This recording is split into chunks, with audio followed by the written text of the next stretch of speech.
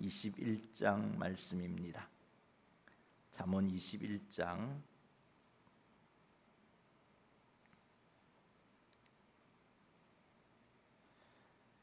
16절 말씀, 17절, 18절 석절 말씀 보겠습니다. 잠언 21장 16절에서 18절 말씀 교독합니다. 명철의 길을 떠난 사람은 사망의 회중에 거하리라.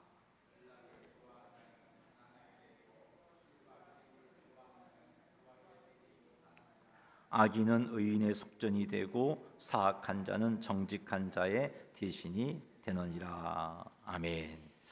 자, 우리 인사합시다. 은혜 받으시다. 하나님의 은혜가 오늘 이 밤에도 우리 가운데 충만하게 되기를 주의 이름으로 축복합니다. 오늘 잠언 21장 16절에서 18절 석절 말씀을 살펴볼 텐데, 이 말씀을 통해서 또 하나님께 주시는 지혜를 깨닫고 또 하나님의 사랑을 깨닫고 하나님 앞에 온전히 헌신하는 우리 모두가 되기를 주의 이름으로 축복합니다. 우리 16절 말씀 같이 한 번 더 읽어보겠습니다. 명철의 길을 떠난 사람은 사망의 회중에 거하리라. 아멘.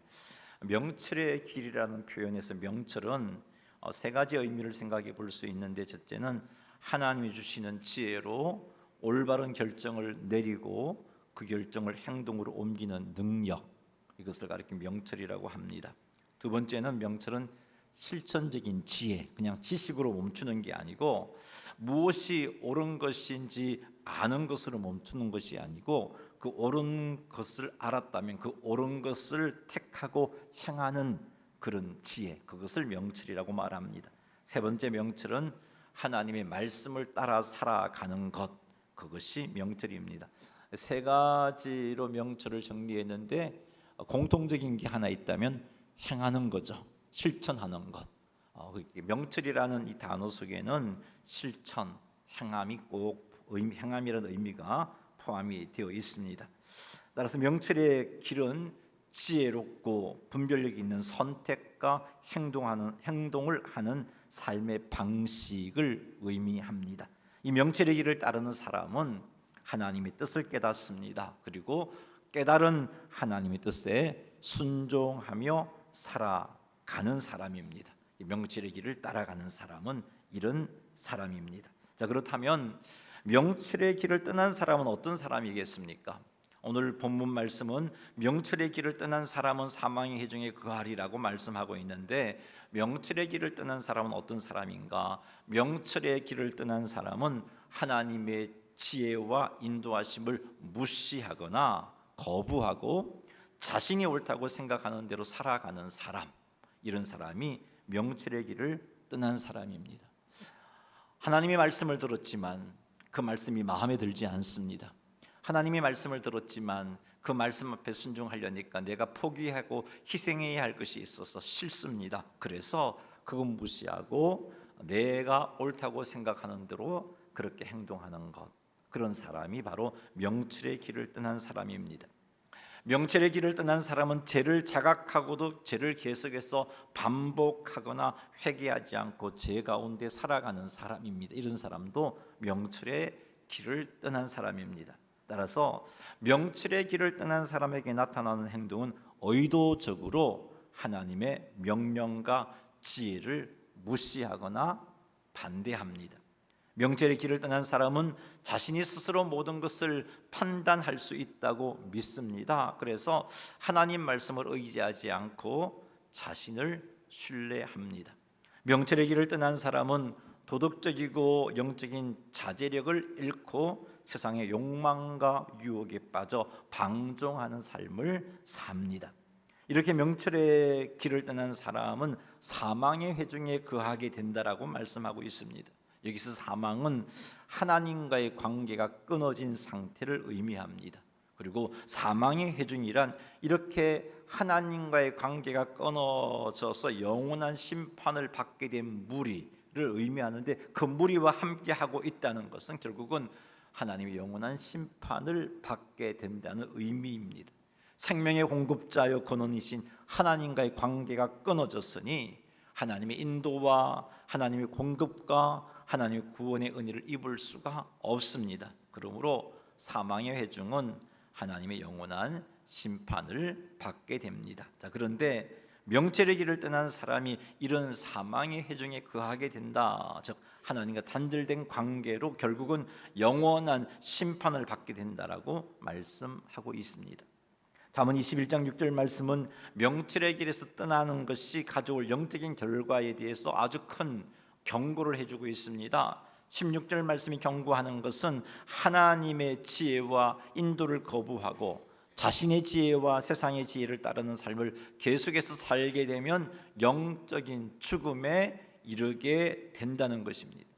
그리고 영적으로 타락하게 되고 하나님과의 관계가 멀어지게 된다는 겁니다. 마지막으로는 명철의 길을 떠난 삶을 지속하여 사망의 회중에 거함으로 결국은 하나님의 심판으로 멸망받게 된다는 것을 경고해주고 있습니다. 사랑하는 성도 여러분, 그러니 명철의 길을 따라가는 삶을 사시기 바랍니다. 하나님의 말씀을 중심으로 분별력 있게 행동하시고 하나님의 뜻에 순종하는 삶을 사시기 바랍니다. 명철을 따라가는 삶은 하나님 말씀을 알고 안다면 행동으로 옮기는 사람이라고 말씀을 드렸습니다. 그러니 하나님 말씀 앞에 우리 가까이 나아가서 말씀을 통해서 하나님의 인도하심도 구하고 뜻도 찾고 그래서 그 인도하심과 뜻에 순종하는 모습이 있어야 명철의 삶을 살아가는 겁니다. 하나님의 뜻을 깊이 이해하고 하나님의 뜻을 따르기 위해서 성경을 읽고 묵상하는 시간에 우선순위를 두기로 결단하시기 바랍니다. 그래야 명철의 삶을 살 수 있습니다. 명철의 삶은 말씀을 따라가는 삶이라고 그렇게 정리해 볼 수 있는데 이 삶이 되려면 선행적으로 하나님 말씀 앞에 나아가는 그런 시간들이 있어야 되는 겁니다. 그러니 사랑하는 성도 여러분, 하나님의 말씀을 읽고 묵상하는 일에 우선순위를 두시기로 결단하시기 바랍니다. 그리고 일상에서 내리는 크고 작은 결정들이 하나님의 뜻에 부합하는지 말씀 앞에서 살펴보시는 삶을 사시기 바랍니다. 이렇게 하는 것이 명철의 길을 따르는 것입니다. 이렇게 하여 하나님과 더 친밀한 관계를 유지하여 하나님의 풍성한 도우심으로 승리의 삶을 살아가시는 성도님들이 되시기를 주님의 이름으로 축원합니다. 17절 말씀 같이 한번 읽어보겠습니다. 연락을 좋아하는 자는 가난하게 되고 술과 기름을 좋아하는 자는 부하게 되지 못하느니라. 아멘. 연락을 좋아하는 자는 일시적인 기쁨이나 쾌락에 빠진 사람을 의미합니다. 삶의 목적을 쾌락이나 오락에 두고 일시적인 즐거움을 위해 책임을 소홀히 하고 또 하나님의 관계를 등한히 하는 사람, 이 사람이 연락을 좋아하는 사람입니다. 연락을 좋아하는 사람의 삶의 중심은 하나님이 아니고 쾌락과 즐거움입니다. 명품과 고급차, 호화로운 생활을 추구하는 사람, 바로 이 연락을 좋아하는 사람입니다. TV, 영화, 게임, 또 소셜 미디어 등 다양한 오락 콘텐츠에 지나치게 몰두하는 사람, 역시 연락을 좋아하는 사람입니다. 명예와 지위와 돈과 권력에 대한 지나친 열망을 가지고 있는 사람도 연락을 좋아하는 사람입니다. 타인에게 자신의 성공이나 성취를 과시하려는 사람도 연락을 좋아하는 사람입니다. 성적 방종, 성적 쾌락에 대한 집착, 음악 콘서트 파티에 대하여 지나치게 몰두하는 사람도 연락을 좋아하는 사람입니다. 그리고 술과 기름을 좋아하는 사람에 대해서 잠시 한번 살펴본다면 술과 기름은 고대 이스라엘 사회에서 사치와 쾌락의 상징이었습니다. 특히 잔치나 축제에 술과 기름이 흔히 사용되었고 이는 부유한 사람들이 향유하는 풍요로운 생활을 대표했습니다. 특히 기름은 고대 이스라엘에서 부와 사치의 상징이었습니다. 기름은 음식을 만들 때도 쓰기도 하고 피부 관리하는 데 사용하기도 하고 치료하는 데 사용하기도 하고 종교적 의식에도 사용했습니다마는 이 기름은 주로 부유한 사람들만이 풍요하게 사용할 수 있는 것이었습니다. 따라서 술과 기름을 좋아하는 자는 자신의 부유함을 과시하며 물질적인 사치와 풍요를 즐기는 사람을 가리키는 겁니다. 명품과 고급차, 고가의 주택 등으로 자기의 지위를 과시하려는 사람이 바로 술과 기름을 좋아하는 사람이 해당됩니다. 과도한 소비뿐만 아니라 자기 절제를 하지 못하고 방탕하게 살아가는 사람도 술과 기름을 좋아하는 사람입니다. 이 17절 말씀에 의하면 연락을 좋아하고 술과 기름을 좋아하는 사람은 가난하게 되고 부하게 되지 못한다라고 말씀하고 있습니다. 자, 이 말은 영적인 빈곤과 물질적인 가난을 겪게 된다는 경고의 말씀입니다. 연락을 좋아하는 자와 술과 기름을 좋아하는 자는 주로 사치와 쾌락에 몰두하여 재정적인 면에서 절제하지 못하기 때문에 물질적으로 가난해지는 그런 어려움을 겪게 됩니다. 그리고 이 사치스러운 소비와 즉각적인 쾌락을 위해서 그렇게 마음을 쏟다 보니까 결국은 하나님과의 관계도 멀어짐으로 영적인 빈곤에 처하게 되는 겁니다. 그 결과 마음과 영혼은 점점 더 공허해지고 참된 만족과 기쁨을 경험하지 못하게 됩니다. 사치와 쾌락에 대한 집착은 이처럼 영적인 가난에 빠지게 되는 겁니다.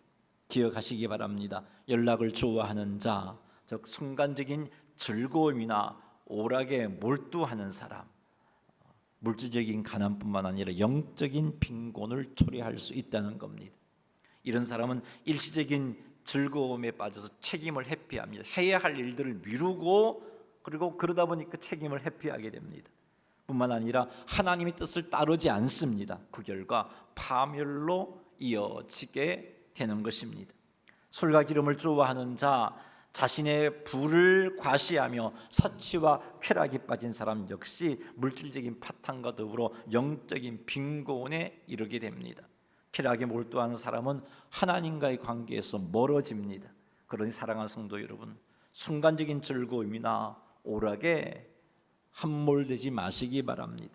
자신의 부를 과시하려고도 하지 마십시오. 사치에 빠지지도 마시고 쾌락에 빠지지도 마시기 바랍니다. 혹 순간적인 즐거움이나 오락에 몰두하느라 해야 할 일들을 제대로 하지 못한 그런 경우는 없었는지 한번 살펴보시기 바랍니다. 자신을 과시하고 사치와 쾌락을 추구했던 그런 모습은 없었는지, 이런 삶을 살고 싶어서 돈 버는 일에 집착하고 있는 그런 모습은 없는지 살펴보시기 바랍니다. 이런 모습이 있다면 이런 삶이 우리를 영적으로 육적으로 가난하게 만든다는 것 명심하시고 이런 것들을 끊어내시기 바랍니다. 그리하여서 하나님께서 기뻐하시는 하나님 자녀로서의 삶을 제대로 살게 되기를 주님의 이름으로 축원합니다. 18절 말씀 같이 한번 읽어보겠습니다. 악인은 의인의 속전이 되고 사악한 자는 정직한 자의 대신이 되느니라. 아멘.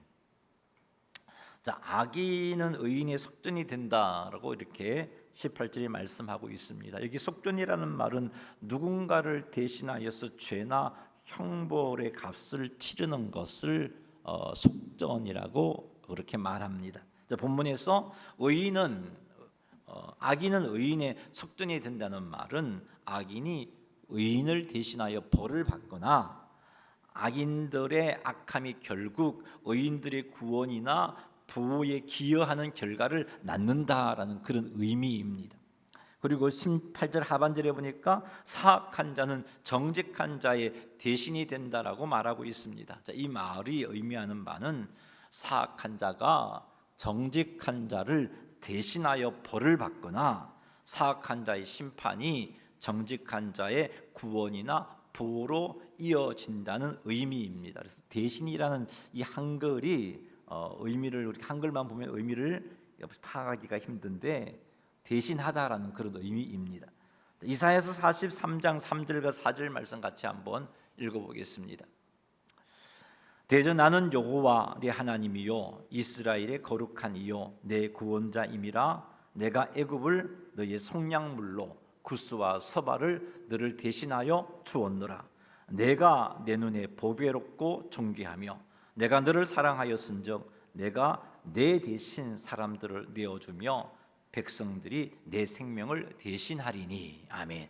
이 이사야 43장 3절 4절 말씀이 잠언 21장 18절 말씀에 대한 설명을 하는데 참 많이 도움이 되는 말씀입니다. 여기 보니까 내가 애굽을 너의 속량물로 주었다라는 말은 애굽이 이스라엘의 속전이 되었다는 말입니다.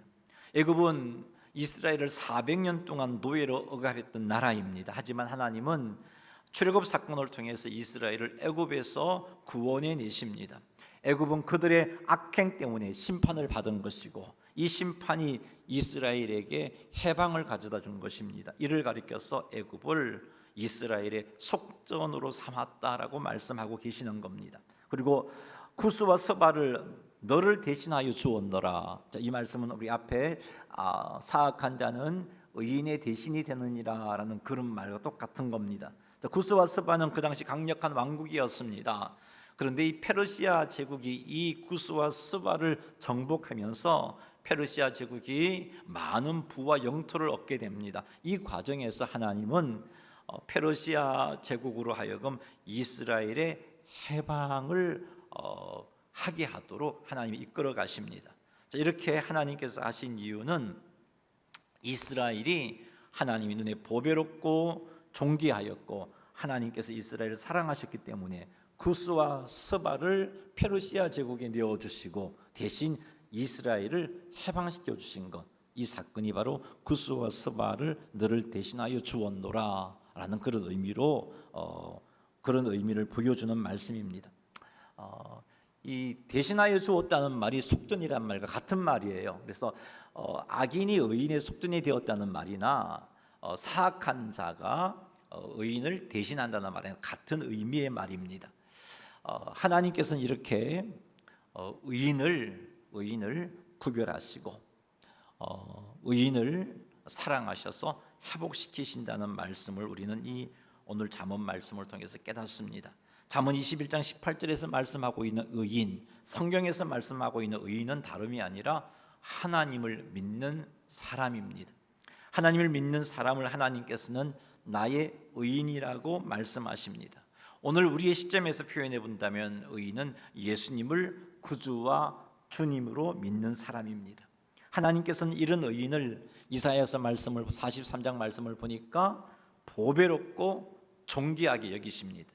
하나님은 이런 의인을 사랑하십니다. 그래서 반드시 회복시키십니다. 그래서 악인을 속전으로 삼으심으로 회복하시고 악인을 의인 대신하여 내어주심으로 회복하시는 겁니다.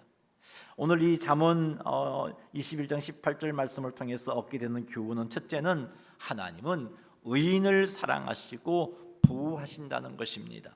하나님은 하나님을 믿는 자들을 의인으로 여기시는데 그들을 보배롭고 존귀하게 여기십니다. 하나님은 하나님을 믿는 자들을 의인으로 여기시는데 하나님은 그들을 사랑하십니다. 그래서 이스라엘을 애굽에서 구원해 내신 것처럼 하나님은 의인을 하나님을 믿는 자들을 인생의 문제로부터 역경으로부터 악인들로부터 건져내시고 보호해 주시고 구원해 주시는 겁니다. 두 번째 교훈은 악인의 심판이 의인의 구원으로 이어진다는 것입니다. 악인들은 그들의 죄악으로 인하여서 하나님의 심판을 받게 되며 그리고 그 심판은 의인에게 보호와 구원으로 작용하게 된다는 겁니다. 이처럼 하나님의 심판은 단순히 악을 처벌하는 데 그치지 않고 하나님의 심판은 하나님의 백성을 구원하는 도구로 사용되어집니다. 요한계시록을 보면요, 악인과 사탄의 심판이 곧 우리의 구원이 완성으로 이렇게 표현되고 있습니다. 똑같은 의미입니다. 악인의 심판이 의인의 구원으로 이어진다는 것을 오늘 말씀해주고 있습니다. 그러니 사랑하는 성도 여러분, 철저하게 하나님 의지하십시오. 성경에서 말씀하고 있는 의인은 하나님을 의지하는 자, 믿는 자입니다. 하나님 이런 말씀을 하셨어요. 오직 나의 의인은 믿음으로 말미암아 살리라, 그렇게 말씀을 하셨습니다. 그러기에 우리는 복음을 듣고 예수님을 믿는 믿음, 그것으로 끝나는 게 아니고 복음을 듣고 예수님을 믿음으로 우리는 의인이 되잖아요. 의인된 우리는 어떻게 살아가야 하느냐? 믿음으로 살아가야 돼요. 하나님을 온전히 믿는 믿음으로. 하나님께서는 이렇게 철저하게 하나님 믿고 신뢰하는 우리를 의인이라고 칭해 주시고 그런 우리를 보배롭고 존귀하게 여기시는 겁니다. 그래서 그런 우리를 하나님께서는 지키시고 구원해 주시는 겁니다. 하나님의 보호와 사랑을 입을 수 있도록 해 주시는 겁니다. 사랑하는 성도 여러분, 우리 하나님의 이런 모습을 꼭 기억하시면서 내가 하나님의 은혜로 의인 되었다는 사실을 명심하셔서 이 의인에게 보호와 사랑, 보배롭고 존귀하게 여기셔서 악인을 대속물로 삼으시고 악인을 우리 대신해서 내어주심으로 우리의 구원을 이루게 하신다는 이 사실을 온전히 신뢰하시기 바랍니다. 우리는 예수님을 믿음으로 의인 되었습니다. 의인된 우리를 하나님께서는 보호해 주시고 구원해 주실 것임을 온전히 믿으시기 바랍니다. 이스라엘을 애굽에서 구원해 내신 것처럼 여러분 애굽에 노예 생활하고 있는 그들이 애굽에서 구원을 받는다, 이건 상상치 못할 일이에요. 근데 하나님의 권능으로 그렇게 구원해 내셨잖아요. 그것처럼 하나님 우리의 삶에서 악인들로부터 우리를 보호해 주시고 인생의 역경으로부터 우리를 구원해 주실 것입니다. 그러니 사랑하는 성도 여러분, 철저하게 하나님을 믿는 믿음을 가지시고 살아가십시오. 그렇게만 한다면, 오직 나의 의인은 믿음으로 말미암아 이 말씀대로 살아가기만 한다면 하나님은 악인을 우리의 대속물로 삼으시고 사악한 자를 우리 대신하여 내어 주심으로 우리를 구원해 내시는, 우리를 문제로부터 건져주시는 은혜와 복을 누리게 해주실 것입니다. 이런 은혜와 복을 누리시는 성도님들이 다 되시기를 주님의 이름으로 축원합니다. 말씀을 맺겠습니다. 오늘 우리는 잠언 21장 말씀을 통해서 하나님께서 주시는 명철의 길을 따르는 것이 얼마나 중요한지를 살폈습니다. 명철은 단순한 지혜가 아니라고 살폈어요. 명철은 하나님의 뜻을 깨닫고 그리고 그것에 순종하는 삶을 사는 것, 그것이 명철을 따라가는 사람의 모습이고 그런 것을 가리켜서 명철이라고 말합니다. 우리가 하나님의 말씀을 따라 분별력 있게 행동하고 순간의 즐거움이나 쾌락이 빠지지 않으며 철저히 하나님의 뜻을 따르는 삶을 살아간다면 우리는 하나님 앞에 온전한 모습으로 서게 되고 하나님 주신 은혜와 복을 누릴 수 있게 될 것입니다. 뿐만 아니라 기억하십시다. 하나님은 의인을 보배롭고 존귀하게 여기십니다. 하나님을 믿고 그 말씀에 순종하는 우리들, 명철의 삶을 살아가는 우리들, 그런 우리를 하나님께서는 보배롭고 존귀하게 여기시고 사랑하셔서 우리를 위하여 악인을 속전으로 삼아서 보호해 주십니다.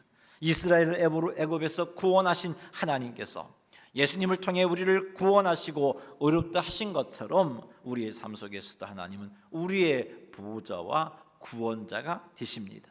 그러므로 우리는 세상의 유혹이나 일시적인 쾌락을 쫓지 말고 철저히 하나님을 의지하며 하나님을 믿으며 그분의 말씀을 따르는 삶을 살아야 합니다. 예수님을 믿는 우리들을 보배롭고 존귀하게 여기시면서 반드시 구원해 주실 것이라는 이것을 확신하면서 하나님 말씀 따라 살아가야 합니다. 그리하면 우리는 하나님의 보호하심과 하나님의 사랑 안에서 승리하는 성도가 되어질 것입니다. 오늘 말씀 꼭 기억하셔서 하나님을 믿는 믿음으로 우리 하나님께서 우리를 보배롭고 존귀하게 여기시고 그래서 악인을 우리의 속전으로 악인을 우리 대신 되어 주심으로 구원해 주시는 은혜와 복을 받아 누리는 주인공들이 다 되시기를 주님의 이름으로 축원합니다.